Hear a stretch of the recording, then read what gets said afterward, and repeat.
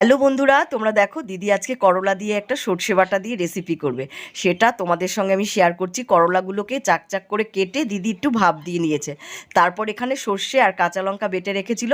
এবার ওই বাটাগুলো এই দুটো করলার মাঝখানে দিয়ে দিদি সব করলাগুলোকে ভেতরে পুর ভরে রেখে দিল।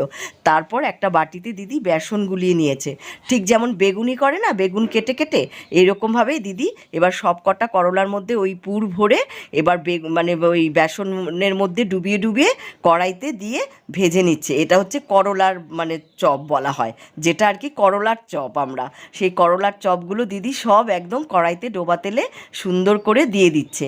সব কটা বড়া দেওয়ার পর কি সুন্দর লাল লাল লাল লাল করে ভেজে নিচ্ছে। আর এই বড়াটা জানো তো, প্রত্যেকের ঘরে যখন ঠান্ডা লাগে, কিছু খেতে ভালো না লাগে, ঠিক এই বড়াটা দিয়ে তখন গরম ভাত এত ভালো লাগে।